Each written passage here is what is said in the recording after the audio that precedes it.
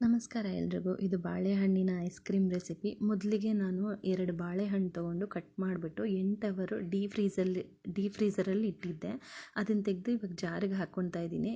ಅದ್ರ ಜೊತೆಗೆ 2 tablespoon cocoa powder, 2 tablespoon milk powder, 2 tea ಸ್ಪೂನಷ್ಟು ಇಲ್ಲಿ ಬೆಲ್ಲದ ಪುಡಿ ಯೂಸ್ ಮಾಡಿದ್ದೀನಿ. ನೀವು ಸಕ್ಕರೆನೂ ಯೂಸ್ ಮಾಡ್ಬೋದು.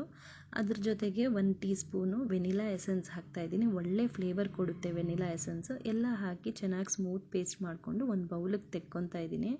ಇದಕ್ಕೆ ಸ್ವಲ್ಪ ಬಾದಾಮ್ ಗ್ರೇಟ್ ಮಾಡಿ ಹಾಕ್ಕೊಂಡ್ರೆ ಐಸ್ ಕ್ರೀಮ್ ತಿನ್ನೋವಾಗ ಒಳ್ಳೆ ಕ್ರಂಚಿನೆಸ್ಸು ಕೊಡುತ್ತೆ.